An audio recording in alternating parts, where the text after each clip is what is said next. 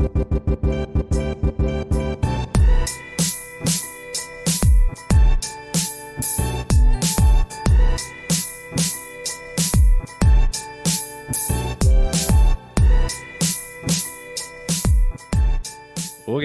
Heyo. Heyo. Welcome back, everyone. So welcome back to your Everyday Rich podcast. We're your hosts.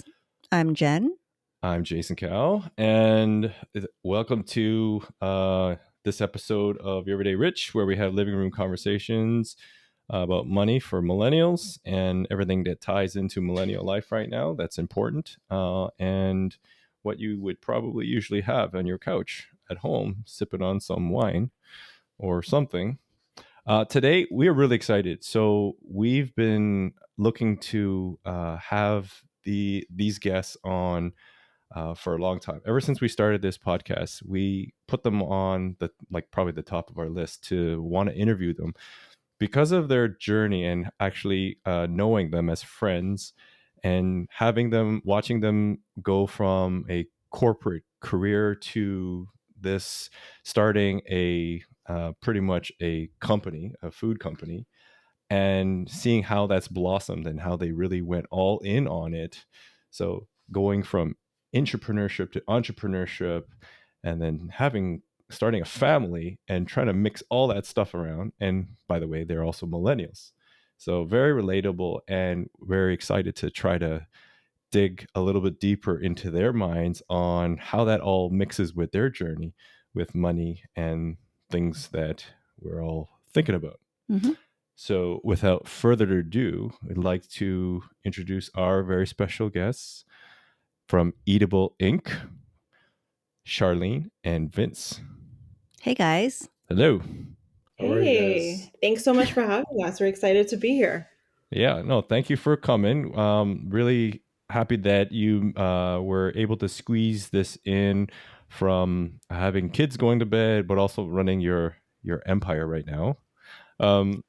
We wanted to try to see a little bit more about your journey, and can we just start with like who are you two? Because we know you, but we want everyone else to know like who are you two? Like, who are you guys? Let's give the 411. Alrighty, so maybe I'll go first. But so I'm Charlene, one half of the couple behind Eatable, and I'm actually an accountant by professional training and schooling.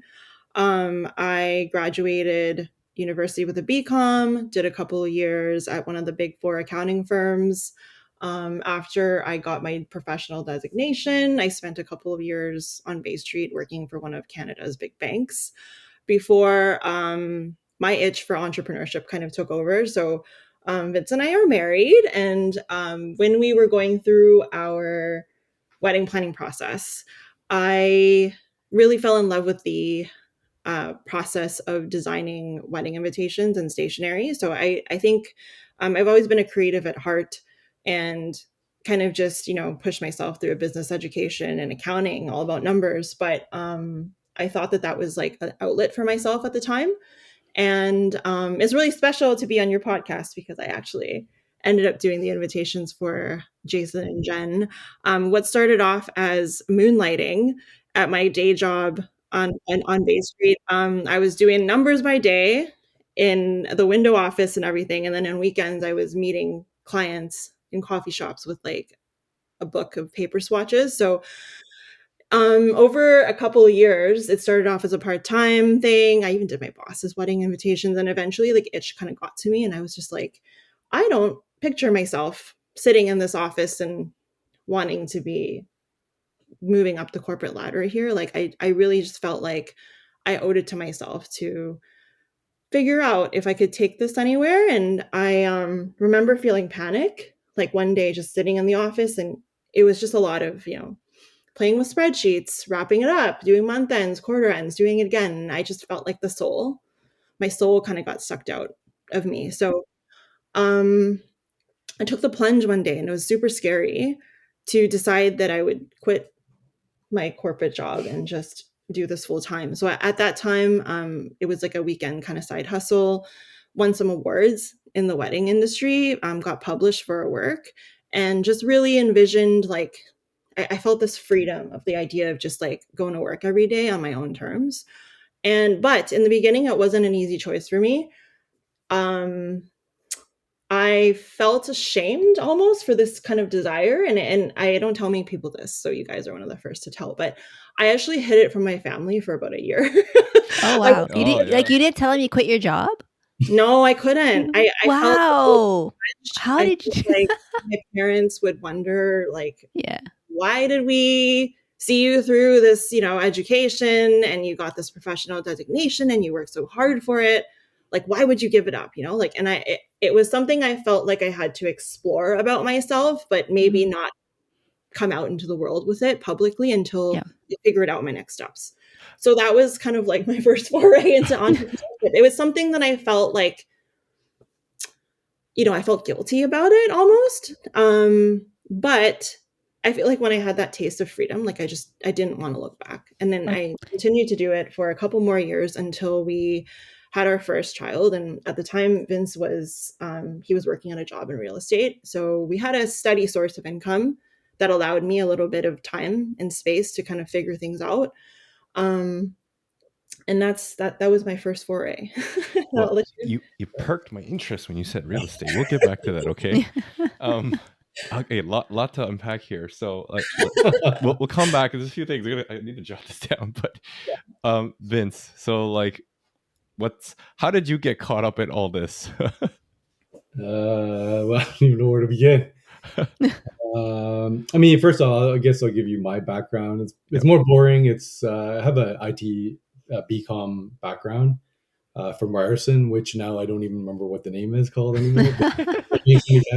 But anyway, so that's where I got my start. Came out into the corporate world, had a few stints. Like it went to IBM. Then I got somewhere along the line, I got my real estate license. Then decided to kind of switch gears and worked for a company that specialized in commercial real estate. So I did a lot of renewal transactions, like for one of the big banks and stuff. Yeah. So, and then eventually we just had the opportunity to pack our bags and move to Boston. So it was kind of like, we were in Toronto, or at least for myself, actually, both of us. I've been in Toronto my entire life, and there was this opportunity to just kind of pack our bags and move somewhere else. And I just found that whole process very, it's something that I've been wanting to do for a while, rather than just, go down, keep growing older. And then like one day look back and be like, I had the opportunity to do this, but then, I didn't. So I didn't want to live with regrets. So essentially we ended up taking the plunge to move there. And I didn't really have a job there. Charlene did, and she was working for a startup there. And then it was kind of in that year that we were there, I kind of found my own calling, in a sense. Like I had the chance to kind of spend a good chunk of the year to kind of be kind of, I guess, what do you call it? Like a dad, a real dad, a stay-at-home dad. Sorry, and then basically a real dad. But, kind of taking care of more of the duties of like, raising our son at the time. And then basically, it allowed me during certain times to kind of reflect and pursue my passions. And it was always something to do with food, snacking. And then I also really like tech as well. It was almost trying to find a median point between those two things. And once I got into food, I started going down this rabbit hole where, I was obsessed with trying to figure out how to do it better. And basically it ended up in me finding this accelerator program, part of the Commonwealth Kitchen in Boston. And that's where I kind of met other fellow entrepreneurs, and they rallied a support network around you and kind of took you through the paces of running a food business. And by the end of it, I pitched in a competition, and I pitched top 2 there, and it was pretty cool. So we're like, oh, okay, maybe this idea kind of has legs. And that's kind of where we launched, or where the idea of Whiskey on the Pops came to be.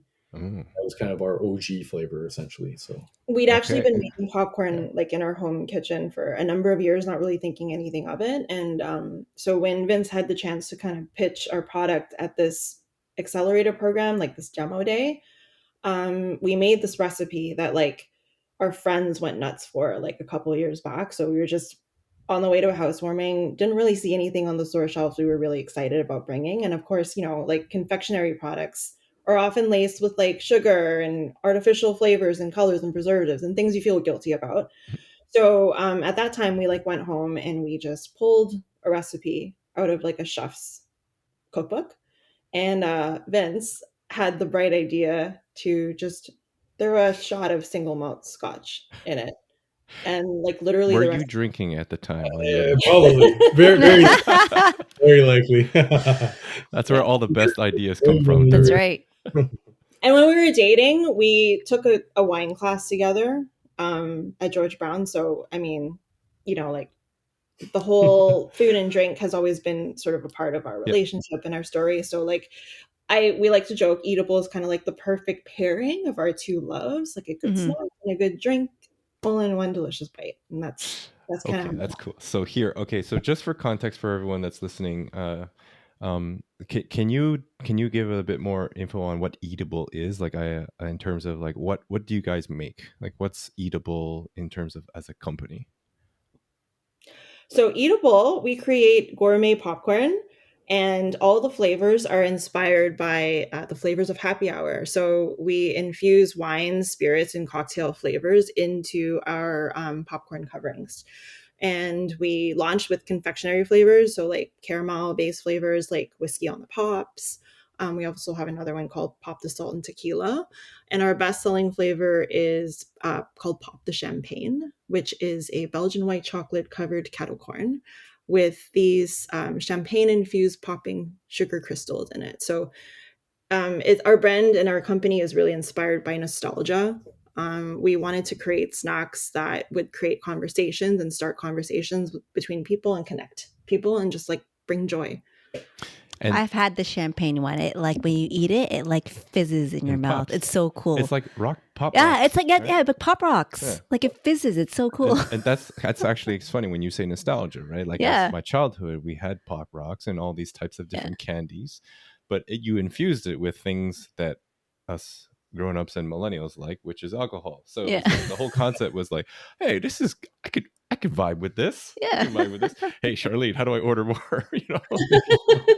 And So- and also we try to make everything with all natural ingredients. So Okay. there's enough junky snacks in the world, I'm sure, you know. Oh yeah. You can attest to For as sure. parents. You know, people are looking to make healthier choices, but when you indulge, you know, there are clean indulgences.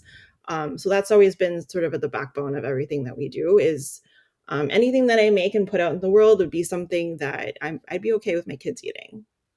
But this one is the popcorn for the grown-ups. So Yeah, exactly. So like okay, so this is really cool in terms of going into this, and like I want to go back a few steps here, right? Just kind of give some context for everyone, because you mentioned something that I think is dear and true to a lot of immigrant kids growing up in immigrant households, Mhm. where we were kind of sold that the idea about going to school, getting a after graduating, getting a degree, get your corporate job, and you work your 9 to 5 and do your thing, right, for 35 years, and then that's kind of it, right? And then somewhere you guys had this epiphany, and then obviously through your journey and through some opportunities, this aha moment comes. At what point, when you're going through this, because you mentioned your parents, right? You mentioned you were kind of scared or shame of like mentioning this cool idea, wanting to do this. And we can relate to this with many aspects, right? Vince, you mentioning real estate, like we invest in real estate, and we were actually hesitant on talking about saying, hey, we're investing in real estate, of what people, your parents or your uncles and your aunties would look at you, right? So for you guys, when you were thinking about like quitting and this stuff, like um was there something specific afterwards that gave you the, I guess, the confidence to tell your parents afterwards? Like, I think my mom just figured it out. Oh Like, yeah. I mean, Okay. she's my mom. She can, she knows me better than anyone. Yeah. Yeah. But I think she could, like when we started seeing some initial traction, I think I told my friends first, we took our popcorn to gatherings and we asked people for their opinion, and it was super vulnerable for us because it was so unlike anything that we've ever done before. Like neither of us had any food background. And of course, my first foray was like something like totally different Yeah. than starting a food business. So, who are we to kind of think that we could do this better than like a trained chef or somebody who went to culinary school? And so my first validation really came from friends, and even then, like I would say no one really took it seriously. They were just like, "Oh, it's that's cute that you guys are making popcorn now. Like, can you really make a living out of this?" Yeah. And so we literally just, again, quietly building in quiet, just threw up a Shopify store back in 2019. And the first couple orders that we got were like the biggest confidence boosters ever. Like when we started getting orders from people we didn't know, um, that was the moment I decided to kind of just like tell people, because Mhm. we knew, like, especially in the early days, right? Like you don't have big budgets to pay for Yeah. marketing. It was super grassroots styles, right? Like we just did an Instagram page and tried to scour for like local influencers who would Yeah. do it for free, in exchange for product. And like I knew from early on we needed to start kind of rallying a community around us. But when they saw that we were serious, when we had a website, Yeah. people kind of thought, okay, I think this is like the real deal. Like they're not just doing this on the side and like selling at farmers markets, or like it's more than that. That's a very important step for a lot of businesses in like the CPG space, but they knew because we were trying to go all in on it in a way. It was something that they couldn't just ignore anymore. Mhm. So I think when your family and everyone around you starts seeing that you're like actually putting something like somewhat polished, like working on your branding, getting feedback. I mean, we were working on our initial recipes in a commercial kitchen close to home, alongside like Paris trained pastry chefs. So we knew, obviously, like from a qualification standpoint, like we didn't have that sort of like experience that somebody could be like, oh, you went to school for business, so it makes sense, you're an accountant. But like here, it was just something like we just chose to chase something that we genuinely enjoy. And I think because food and drink was part of something we just love to do, Yeah. that's what sort of kept us going and made us want to learn more. So it took a year basically working alongside these chefs to constant tasting and Yeah, I the think part pain. of Yeah. it was also like, Charlene mentioned like community, and like early on we stumbled upon this Y space community. It's like, run through York University in the city, where they just started a food and beverage, what do you call it? Like accelerator Accelerator program. program. Yeah. And we pitched there, and we had the opportunity to actually join the program. So we got in, and then through that network, I felt like it kind of kickstarted a lot of things in terms of even providing a network that of people and mentors that we could reach out to. And it's quite amazing that even, how long is it now, like 5 years in our journey, we're still reaching out to some of these people that we met through that network. Like they're still part of our core, like group of mentors and stuff. And it's actually quite amazing. Like, if you just choose to put yourself out there and be vulnerable, like sometimes these opportunities just kind of come to you, and things happen, and it's actually quite remarkable from that standpoint. So Yeah, I can really relate to that, and seeing it in the investor space, like real estate investor community, where people are very afraid to put themselves out there or even commit to buying a property or doing anything outside of like call it a traditional norm, like a cultural norm that we've grown up with, is just kind of put your head down, do your work, and you're going to figure it out that way. So when you find a community and you open yourself up, like you were mentioning, to people that are almost kind of as seems as crazy as you are, it doesn't seem as crazy anymore. And it's really neat to see that, because there's a lot of parallels in that, and the power of community is huge. So kudos for you for being brave. Yeah, I mean, it's like the huge unknown, right? Like before you actually chimed in, Vince, I was going to ask you guys, like, how did you guys figure out the food industry? Yeah. Like, coming from an accounting background, like, how did you know, where to go to mass produce popcorn, and how to, figure out the packaging and like shipping and marketing and all those different aspects of the food industry that, you guys didn't have the background on before? So to be honest, like in the early days, a lot of the learning was like self-learning, Yeah. just through research. I know Vince has scoured the ends of the earth with like blogs and stuff like, what's the perfect temperature to cook candy to turn it into caramel. Like that was his sort of version of Alice in Wonderland, like go down the wormhole, because the more you look, the more you get immersed in this world, right? Yeah. So for me, like, I mean, he's always been like the master of product. Everything to do with the quality and the taste and the product. I just do the fun part. I just taste and give. Eat. But I mean, Okay, I think yeah. both of us having a business background certainly was like the best foundation that one could have going into a different industry, because there's a lot of parallels, obviously, in business. It's it can be applied to like any different industry. So I think just like our interests alone just caused us to be inquisitive and curious. And we had a couple of different flavors like that we tried in the beginning. And I think it gave us a lot of confidence to be able to make something and then like sample it across people who were trained chefs and who were like sommeliers with, refined palates, and to have them kind of be our first like validation, be like, oh, actually, this is really good. And we knew that we wanted to create a confectionery product that was sweet, but not so sweet, because we had like, that was one of the qualms of, eating sweet, like having that sweet tooth, but then feeling sick and guilty afterwards. So we took everything that we didn't like in just our own experience as a consumer and wanted to solve that in the product that we created. So, I don't think you need to be professionally trained in that necessarily. I think it just started with like a problem and a desire that we wanted to solve. And we just like chipped away at it like over a year. And we released 3 flavors to start. Often the best ideas are solving your own problems, right? Yeah. Like they say, business is essentially you're figuring out a problem and you're finding a way to solve it and just selling it for cheaper than you make it.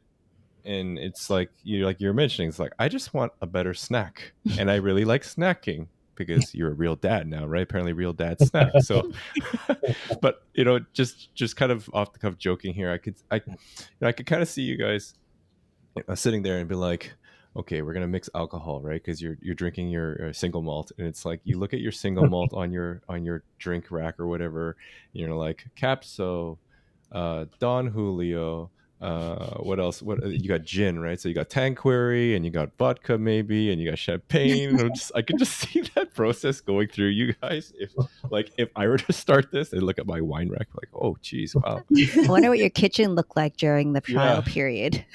Yeah, it was a disaster. A lot of products. We started off slow. We started off basic. Like we had a lineup of, Cuisinart air poppers that we just lined up on our kitchen counter. And I remember the very first large event we've ever done. It was at Evergreen Brickworks, and we wanted to create a new Caesar popcorn flavor for like a magazine event. And so I remember us spending a week at home just like having 5 popcorn poppers side by side and like hand sifting it and like collecting we have it. Video of this, but nobody will ever see this. But just like the things that you do sometimes just like driven by pure adrenaline and I've always loved, like movies and stories about like the underdogs. And I think people's doubt, like in the early days, like just drove us even more. Like it's strange. I can't really explain it. But part of me was like, I just want to prove to people that I can do something and sell popcorn, even though I have no food background, but just a pure appreciation and like a desire and like, but that's literally how it was. Yeah. We didn't really set out to solve world hunger or anything like that. It really just was like the most innocent kind of thing. And just, it's once you started, like, we just wanted more of it. And we just wanted to like turn this bigger and bigger and just like produce something that could just really like spark joy and like start conversations. Like, And I think like very relatable. Just everything you say there, I've seen it through just our observations of going through our journey in investing and even just starting this podcast, where it's that same doubt, right? That doubt about like, what the hell am I sitting here for? Like, who am I qualified to talk about this? Or like in your case, start a food company, and then you're just at some point you're like, no, like I think we're going to do this, right? And we're going to, like, in a way almost prove ourselves and prove to others that yeah, it's going to work, and you're just going to figure it out. And I think that's the beauty of a lot of millennials, is that we have that behind us. It's just waiting for that spark to kind of ignite and push you forward, and something that's exciting enough for you to do it. So um, I've always said, like, whatever you guys just mentioned is it's very true. And hearing other, you know, entrepreneurs and business people, business minded like people talk like that is just kind of, it just reiterates everything that we've been thinking about too. Yeah, for sure. I think that's the number one thing. It's like, really, it's like, just start. Like, there really isn't anything to it. Like, I think that's the difference between, being an entrepreneur or not, right? Like, it's like, you just started, like, you didn't really think too much of it. You tried, and, you carry it forward, and that's really all it is. And I think, kind of to go back a bit and touch on Jen's point earlier about, what we knew about the food industry, we knew absolutely nothing. Yeah. And outside of what our preconceived notions were of the industry. But I think a lot of it is just being vulnerable and being open to learning. And we surrounded ourselves with mentors. We got in a lot of conversations with, external parties, and, you're kind of adapting, learning and adapting and iterating, like, every single time you have a conversation. It's like, even to this day, I feel like we're still trying to learn, but we kind of know a little bit more of the lingo now than we did before. But I think it's just a matter of immersing yourself in it. And, if you look dumb doing it, that's fine. The next time you'll learn, right? The next time you'll be smarter about it. So that's really all there is to it, I think. Yeah, there's no way we can bat 1,000, right? So yeah, exactly. You have to strike out a few times and get some fouls and all that stuff. So like you were mentioning about like this, we talked about criticism and the fears and stuff.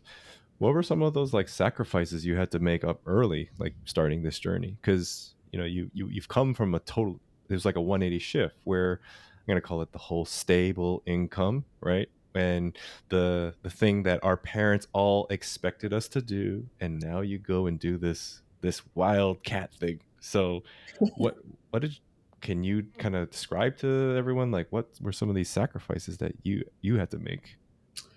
First of all, sleep. I guess that's not, exclusive to the life of entrepreneurship.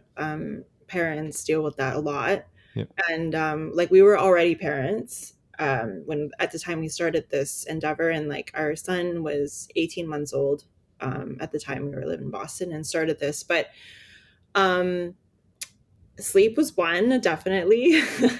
And then because we didn't really jump in full time to start. Like, I think Vince had this idea first. Yep.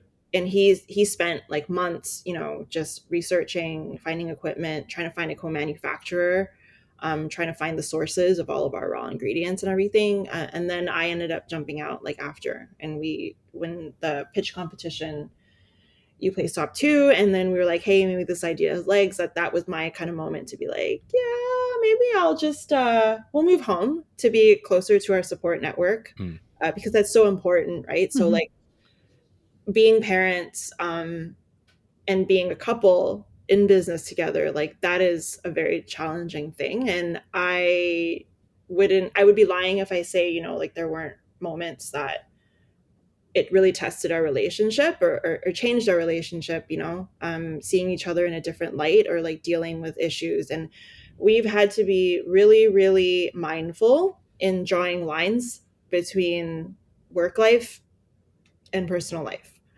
So, I mean, like everything is all consuming when you're trying to build something. And so, you're literally thinking about it in the shower. You're like, you wake up and your first thought is like, oh, something I got to try today. Like it's like an all consuming thing in your life. And so we've had to navigate like some challenging conversation, just like, we'll talk about a work issue. And then, oh, by the way, can you just like pick up your socks in the corner or something? Like our conversations are like, the lines are blurred between like life and parent life and home life. And so we've had to be really mindful about drawing boundaries. It got particularly difficult during the last couple of years, like with the pandemic and just dealing with all the things, homeschooling your kid, basically.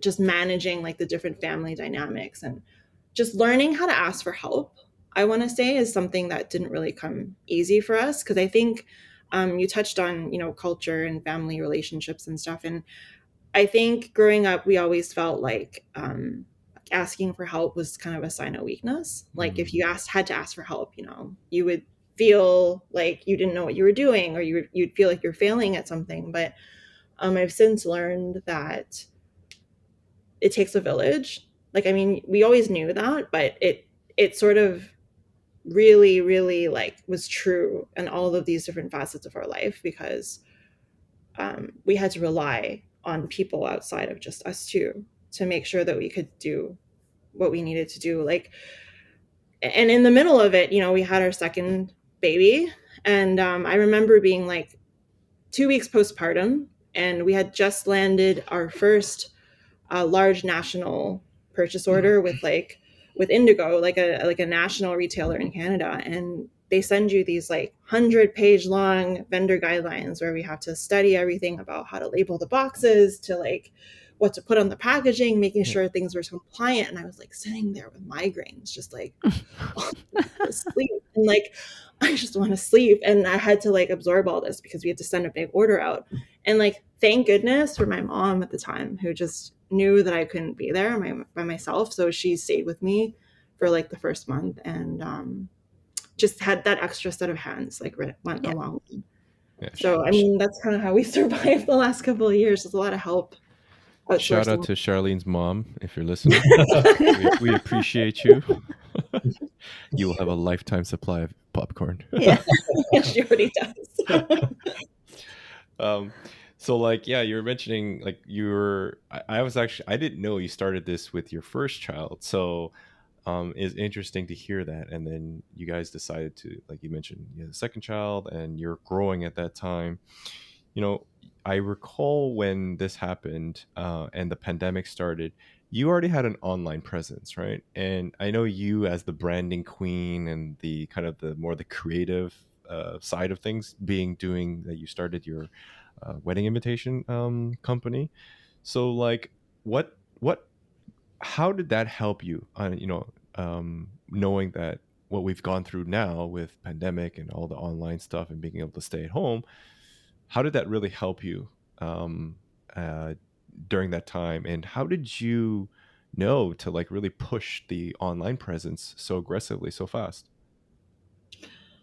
That was the easiest way to start. It was, I want to say, quote unquote, easy and somewhat cost effective at the time to just like throw up a Shopify website.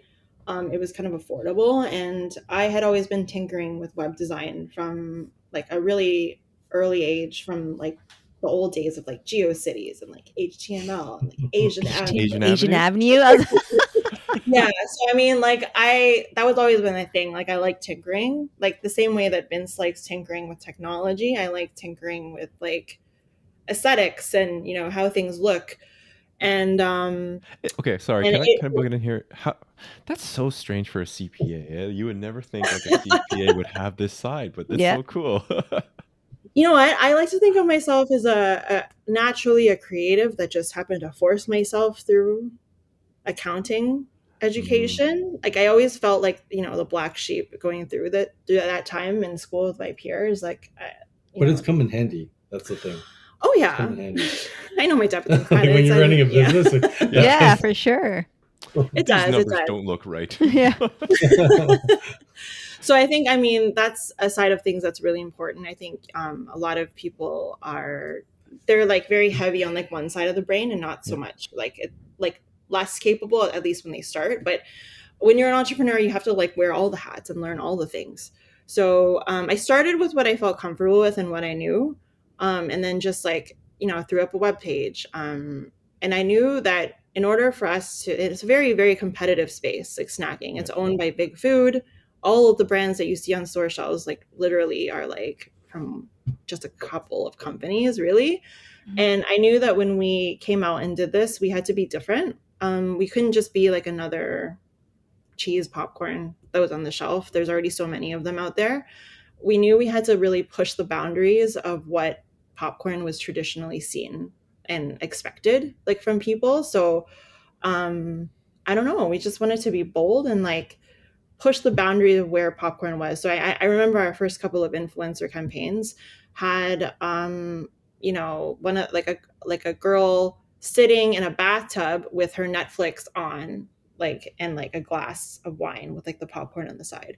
We had another influencer do like this really bougie kind of like drive-in movie setup with her trunk open with like pillows in the car and like eatable popcorn at the drive-in. So like we knew that in order to succeed online and like overcome, you know, things like shipping costs and stuff, like we had to sell a premium product.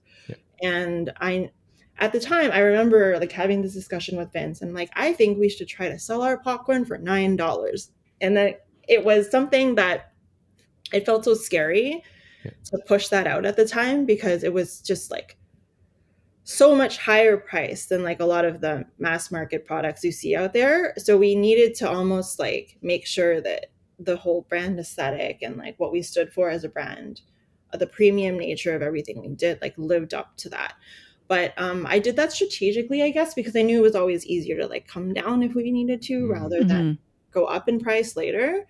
And thank goodness we did, because like the next couple of years that followed were, you know, like it was everything that anyone could hope for in like an e-commerce education. And luckily, like when everything was shut down and the world was shut down, it almost ended up working in our favor, because people were looking for indulgent things to enjoy at home safely. So, and e-commerce really blew up at that time. So we were just kind of in the right place at the right time. We had a product that people thought was exciting. And that's kind of how we got our start. Like, and when we also brought in people at that time. So hospitality got hit really bad. Employee number one, after just the two of us, was actually one of Vince's friends who happened to be a professional chef. And he got furloughed from his hotel job. So at that time, you know, we saw that opportunity, like, come in, we need an extra set of hands. And Chef Dave is still here till this day. Still here. And he helps us now take our recipes to the next level. Nice. Yeah, it's better sign that NDA, Chef Dave. Yeah. Just kind of curious in terms of like the business side of things with that. So, you know, when you're starting out, you mentioned grassroots. You're very lean. I'd imagine you're very lean. I remember you talking about working out of your kitchen and working eventually renting out a kitchen space. But at some point, you had boxes and boxes of your packaging in your garage when you received like those pallets, right? So when you onboard your friend Chef Dave, like, is this a thing that you would offer compensation, or is this like an equity share? Because I'm always interested in how different companies like set this up, right? Because not everyone has a Kraft Heinz budget, you know, behind them. I mean, I think for us, luckily, like we were able to just bring the people in first before we kind of get to there. But I mean, at some point, it's something where that is kind of the natural progression, because they're, like you just said, because you don't have that kind of budget, you pretty much have to give something in lieu of that. Right. to kind of attract the talent that you need. So Okay. it definitely is something to do with, let's say, employee, stock options and stuff like that. Yeah. So it really is a big part of it. And like, I feel like with most brands, most small businesses, like that is probably the only way to get a good talent. Okay. Mm-hmm. Yeah. And the only reason why I touch on that is I think a lot of if I just connect it back to the investor community, like, and especially if people getting started out, everybody's looking for the money first rather than offsetting something like equity share and ownership is something where down the road is a potentially a bigger upside Mm-hmm. to people that are investing or starting businesses, because obviously we all need to eat, but at the end of the day, ownership really matters, right? Ownership in your company, ownership or equity in anything you buy ultimately helps us build our wealth and get us to like the journey that we're trying to get to. So appreciate you sharing that. Thank you. I actually feel like, with the pandemic and everything, it kind of was a tipping point for a lot of people to kind of reevaluate their entire life choices and, being stuck in, quote unquote, the corporate world, the grind and all that stuff. Because like a lot of people within our own networks, like that we were talked to on a regular basis, like they started having like a mind shift almost. Like they're like, what am I doing right now? Like, why am I in this grind kind of thing? And what's going to happen in another, I don't know, like 30, 35 years? Like what's going to become of me? And then I think a lot of people actually decided to kind of, take some sort of plunge, whether it was like, working for another startup or starting their own company or whatever the case may be. So like a couple of people that are on our team actually made that shift, and they took the plunge of like, I will, accept maybe less on one end, but then maybe have the potential to have more on the other end. So I feel Mm-hmm. like people actually, became more, not what's the opposite of risk adverse, like became more like risk takers kind of thing, right? Yeah. And like I think, traditionally you would think the corporate job is the safe option, right? But I think you see in the pandemic, and even now, like as we're sort of looking at a recession in the face, like and it's year end, like is a corporate job really safe? Because it really depends on what happens in the world and how businesses and companies are managed. Like gone are the days where maybe like in a previous generation all you wanted to do was find a job and be a lifer for like 30 years, maybe just if you have a government job, I guess like it's that magic number that people are trying to hit. And like maybe people, like as Vince was saying, people were sort of re-evaluating the course of their lives during the pandemic and thinking like maybe entrepreneurship is a way to actually for me to take my life in my own hands. Like I can set my own rules. We can create policies in our own company that maybe we didn't have, like in our workplaces. There's the idea of flexibility in our work life. So as parents, it really came in handy because we knew we wanted to work for ourselves so that we could build our lives around that. And that's not always possible in a 9 to 5 job where, if you want to go to your kids' games after school or something like that, like we knew we wanted to create a life for ourselves that would allow us to set our own schedule. So that was really important for us. I got really curious where you've done all this and you're building this empire, and at some point you're like, let's get a Dragon's Den. You know what? Let's go on Dragon's Den. So take us through how do you guys end up on Dragon's Den? How did we? I If think you're allowed, I don't remember if it was already aired, right? That so episode, this yeah, was literally like a couple of months after we launched Eatable. yeah, And I think I just saw that they were coming out with auditions for Dragon's Den. So, um, I mean, I'd always been curious about it. I'd watched it. Like, I really loved the show. And so we thought, hey, why not? Like What do we have to what do we lose? have to lose? Just, yeah. so we went to the audition at the time and they liked our product and told us they'd give us a call if we were a good fit. And so, we went back to our daily lives. And one day we got a call from CBC and said, hey, you guys made it on standby, so can you actually just drive downtown and go to the studio at like 11 a.m. The day of? The day of. Oh, Oh wow. my God. So we were like, okay, I guess we can. And Vince and I, like, we were never really like super extroverted people. I think the only time we really performed for people was like at our wedding where we did a Backstreet Boys dance. But other than that, that was like a life milestone. Wait, which dance? Which dance? Which Oh, song? totally. The What is Backstreet it? Boys chair dance, like, The obviously. chair dance. Yeah. As long as you love me. Yes. Right? Yes. See? Sorry, I was trying to think about it, but I couldn't figure out. Backstreet Boys fan right there. Yes. The soundtrack of our lives. But like it was like, again, this thing, like, what do we have to lose, right? So we went downtown and we prepped and prepped and prepped, only to go on the stage and have the producer change everything. So everything that we were practicing in this like dressing room for like an hour, which just like got totally turned upside down. But we made it through, and we got an offer from a dragon that was the ideal one, actually, we wanted at the time.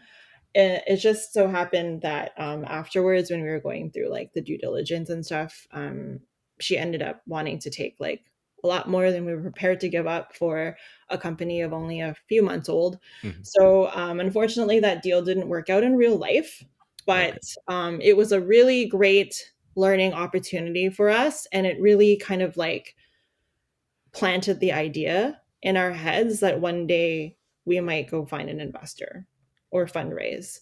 But again, it was like the first kind of like public validation of everything. And by that time, we couldn't hide it from like friends and family anymore.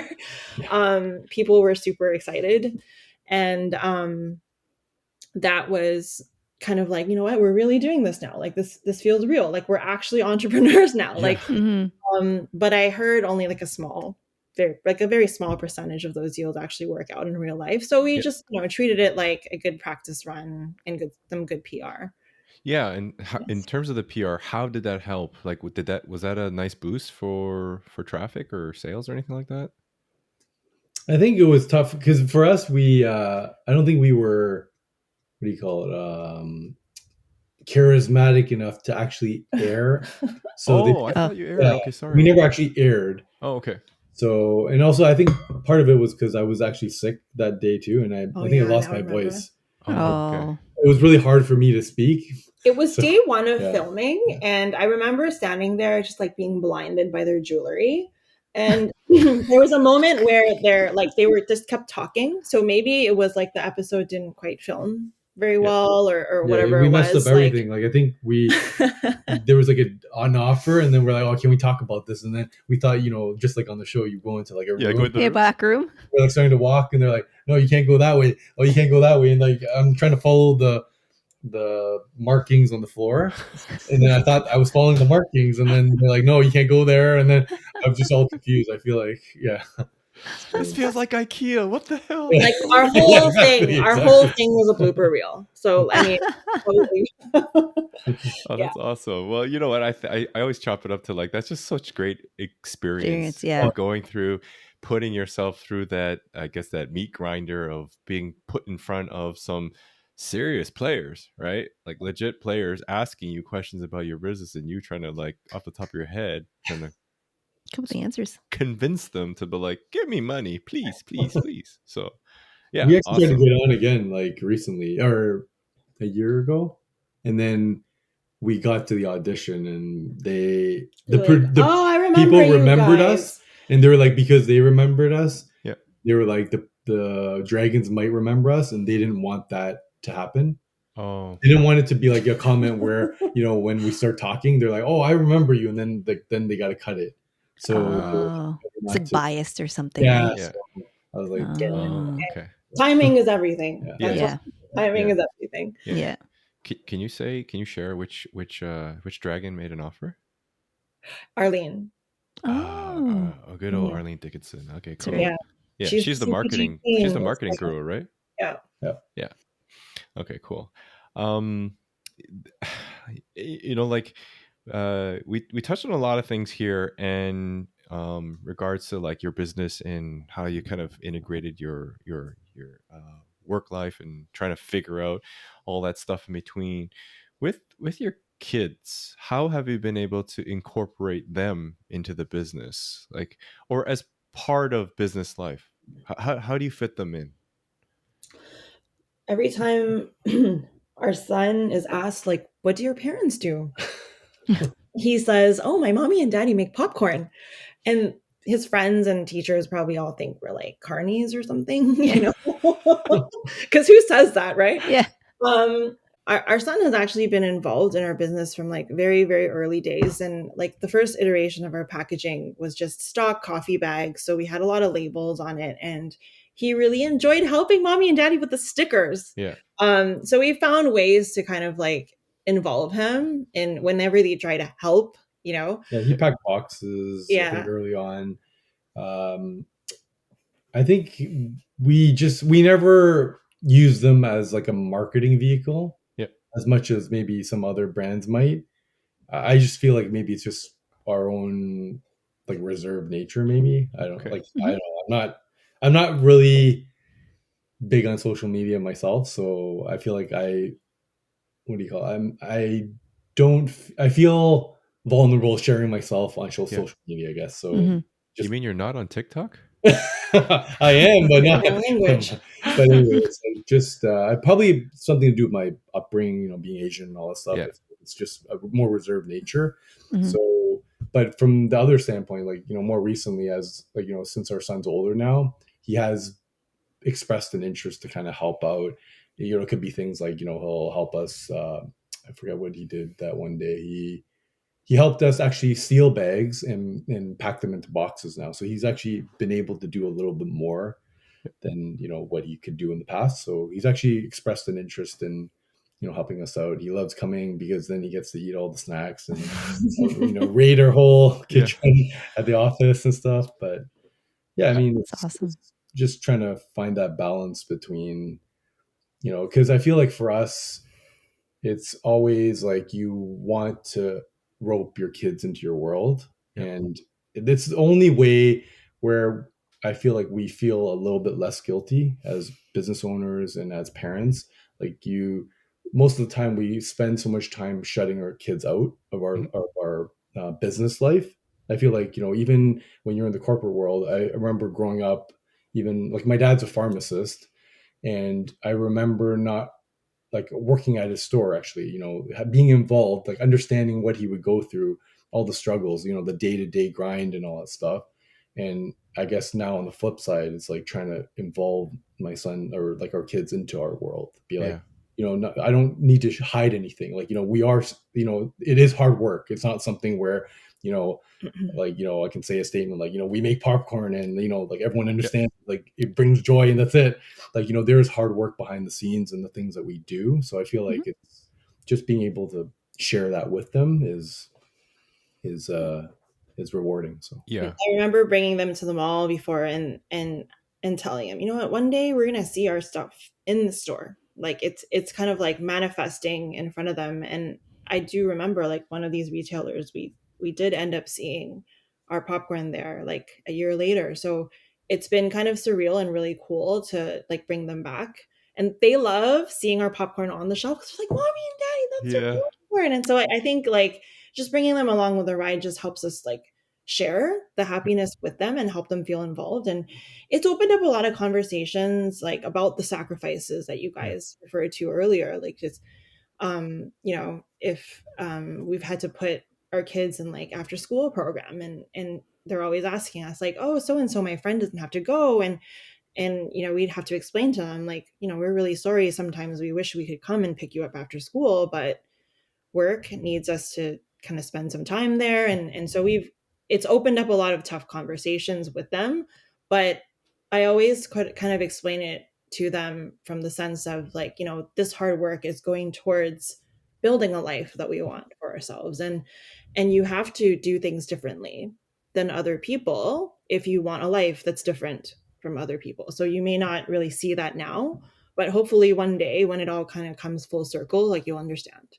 So, I mean, it's been like maybe like conversations that maybe some people don't have with 8-year-olds, but when we go on a trip or when we go on a family outing, like we always try to explain, like we're able to do this because we worked really, really hard for a number of months and saved up so that we could do something like this. So kind of starting those conversations about money and saving and where the money comes from, like our business has been sort of a vehicle for that. So I'm kind of grateful for that.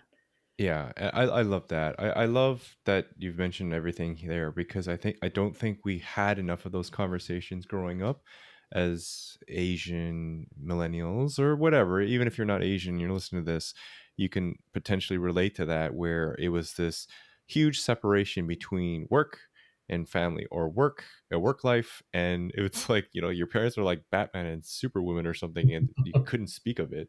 Yeah. Right. And when it came home, it was just, yep, no, you don't have to hear about it. And it's a sad part where I reflect back on my own upbringing, where I didn't get a lot of that exposure. I don't have that type of exposure that where you could learn about something like this.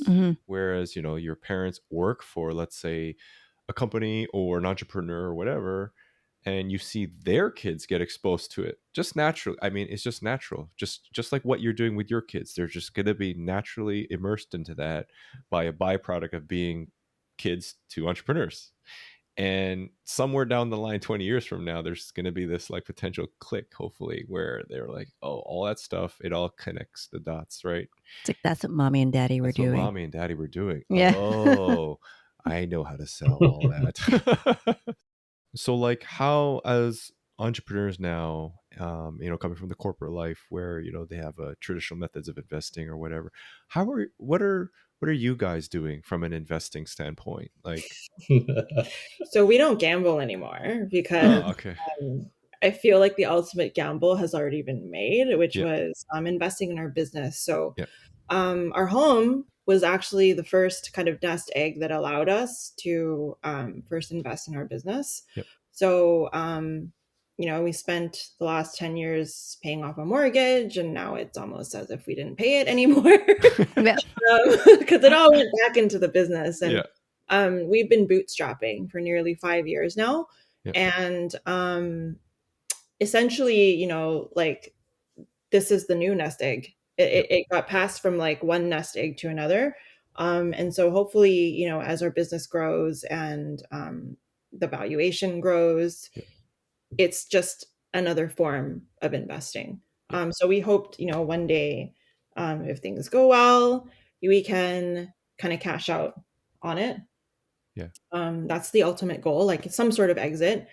So that, it'll sort of pay off in spades later on. I am looking forward to that helicopter, or if you prefer jet, private jet. And when that exit happens, give your boy and a girl a holler. We'll make you rain popcorn. Yeah. One big size swimming pool. Yeah, no, that's awesome. So where do you see your company going? Like right now, you guys got an online presence. You mentioned you were at Indigo. Well, you guys are at a few places. If you, I'm going to read it out and correct me if I'm wrong. I did do my research. Indigo, Holt, Renfrew. Is it Nature or Nature Market? Yeah, Nature Market. Nature Market, and then Uncommon Goods. Is that a U.S.? It's in the States. Yep. Okay, and was that the store that you guys were talking about? You like, one day I'm going to have this on the shelves? That was actually Holt's. Holt. Wow. I remember walking by the window display on Bloor Street. Like, I was like, one day, popcorn and high fashion are going to mix. Yeah. And it happened like a year later. Pop the champagne in the LV bag. Why not? That. There's your next campaign. Yeah. Help us make it happen. Eatable and LV. Let me make a few phone calls, okay? I know a few people. And I know recently did you guys go back to Boston or one of the stores? Which one, like, you guys, when this all started, you were like one of the stores. You posted something. So we recently just rolled out in a really large US retailer called Total Wine and More. And imagine walking into like, your local LCBO, but it's like in a Best Buy with like all the liquor, like all the wine, like in a big box store format. And that is what Total Wine and More is. So like we couldn't have asked for a more perfect retail placement like within the States, because it's really literally like the perfect pairing, like a good drink. And we're right in the snack aisle, and some of our products like the holiday popcorn flavors like right at the checkout. So when people are grabbing a bottle, they can also pick up a bag of popcorn, and that's the perfect thing. You're mentioning like, your kids seeing the popcorn and everything. No joke. Every time I see your popcorn, I get genuinely excited. Okay. Because I'm very excited about the people that I know, my friends that are doing something like this, something really cool, something out there that we would probably be too scared shitless to do. And it's really neat to see. So like, I'm always a big proponent on cheering on other people to win, because ultimately if you win, we all kind of win in a way. So it's like it doesn't cost me anything to like promote you. It's just like, I sent Char jokingly, I'm like, why is this product down here? And I'm like rearranging all this product to move it up to the top. And I was so close to just leaving all this product in the middle so that when you walked in, you would see all this. But I didn't want to get you guys in trouble. So you would be surprised, actually. There are companies out there that do just exactly that, called field merchandising. Oh, so wow. Placement on the retail shelf is actually a really important thing, and it's as a small brand and as an emerging brand, it's sometimes challenging to get on your retail buyer's radar and basically command like an actual like really good prominent place on the shelf. So thank you for doing that. Oh, absolutely. Oh, and Yeah. it's almost like the LCBO, right? LCBO, the big beer companies all own the shelf space, and if you're a microbrewery, it's really hard to get any good placement. So interesting. And in big retail, brands have to pay listing fees to get on the shelf. So it's almost like the grocery business is like you're selling real estate on the shelf. So brands actually have to pay for that placement. So that's why I think as a smaller brand with very limited marketing budgets, it's really hard to compete with the big food companies out there, because their pockets are much deeper than ours. Yeah. And they're doing enough volume with ideal unit economics and costs that can make selling a $3.99 bag of popcorn still profitable. Meanwhile, like smaller companies are experiencing a much higher cost of goods, and it just costs a lot to like do business in mass retail. So anyone out there, hopefully, who's embarking on a similar journey, and I think it's this idea of like you got to spend money to make money, and a lot of people are kind of uncomfortable with that, and it took us a few years to kind of figure out that too. Wait, let me finish my question though before you interrupted me. Oh, sorry, my bad. Where do you want to take this? Like, where do you want to take this next? Like, what's your next steps here for Eatable? So, I mean, it would be a dream for us one day to become like a household name, a pantry staple in households all across North America and maybe even internationally as well. But for now, like we just want to keep innovating. We want to keep like pushing out new flavors, like creating conversations, and doing some really cool collaborations. So because we're doing our own manufacturing, like it's given us the opportunity to collaborate with some of the biggest names in retail over the last couple of years. So we've done custom collaborations with companies like La Marca Prosecco, Barefoot Wines, Bacardi. We even had the chance to do a custom popcorn for the 95th Oscars earlier this year, and we'll be back next year.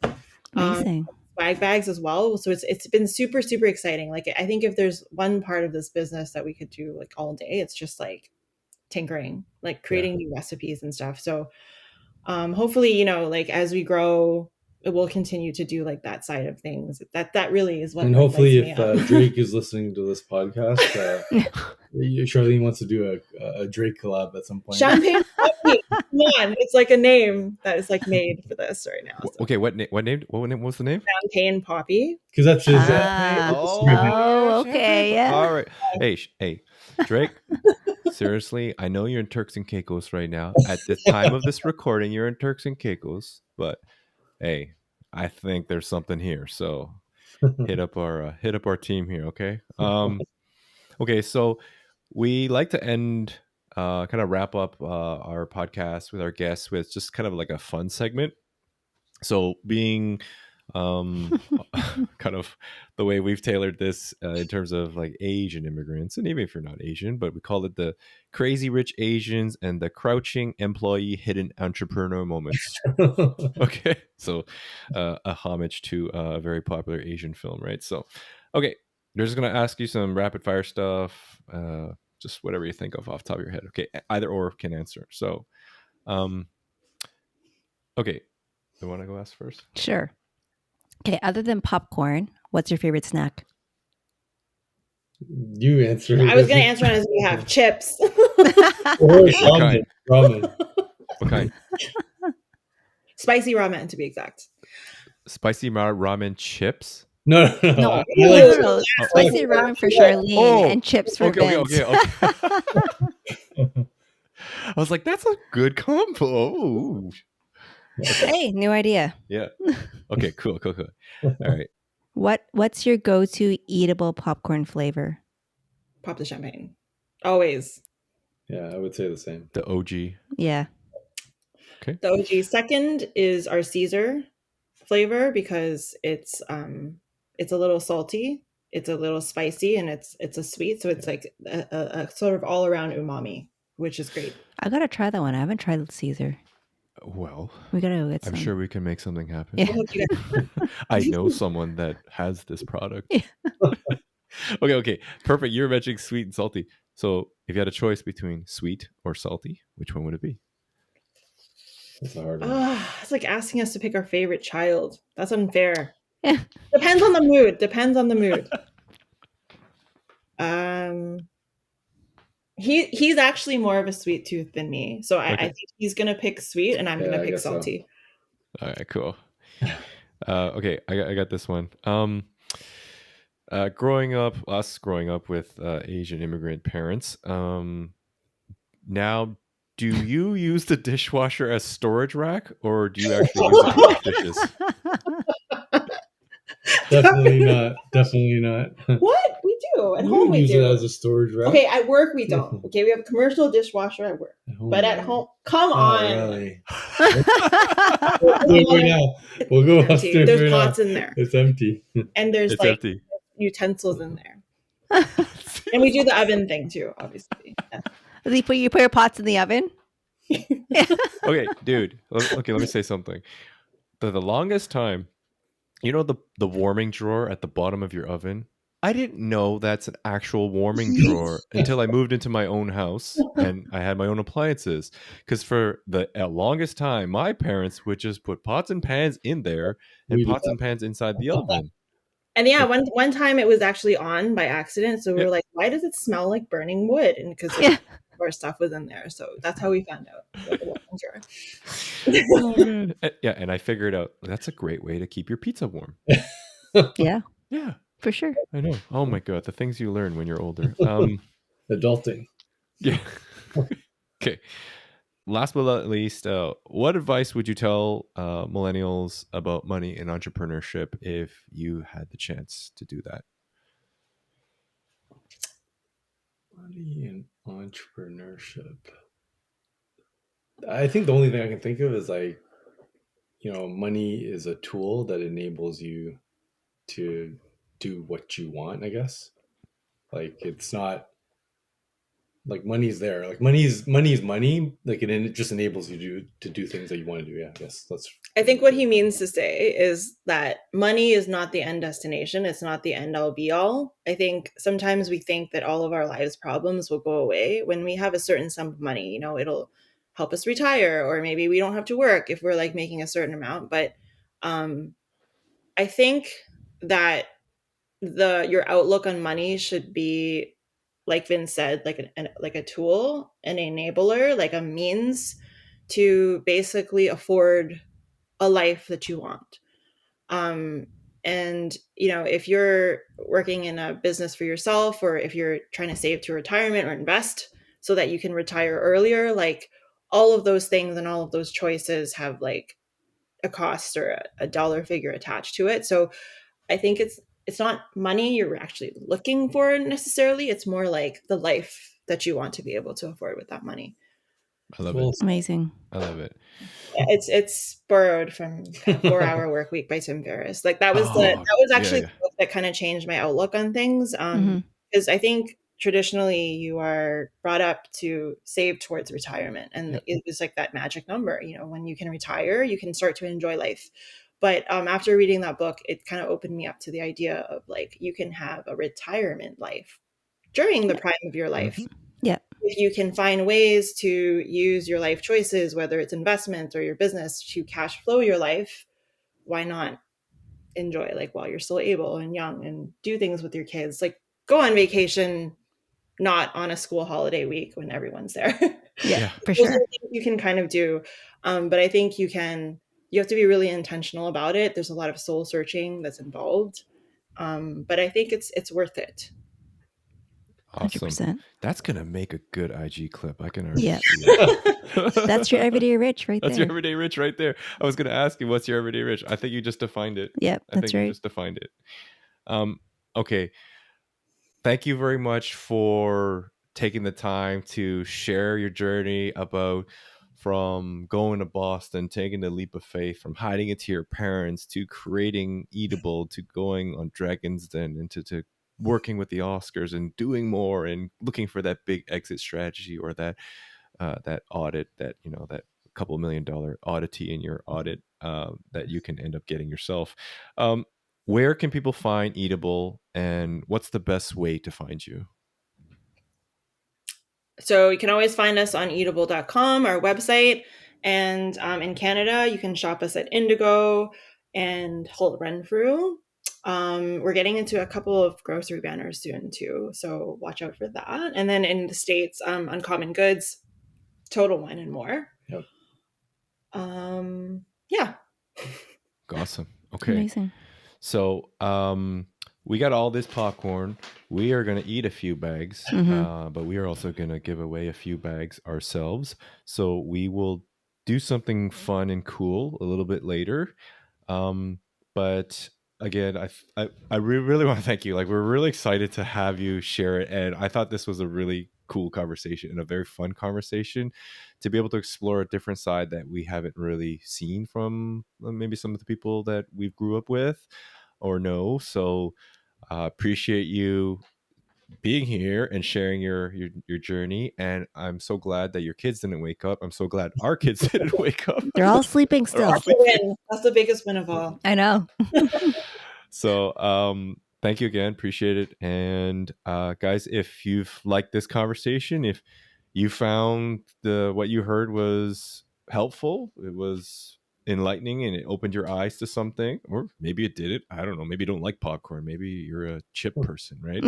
But either way, thumbs up, share. You know what to do. You know to pay the fee is be able to spread this conversation with other people so that you can empower yourselves to live your everyday rich and pretty much be able to do what Charlene and Vince are doing, which is living that out right now. So thank you. We'll talk soon. Okay.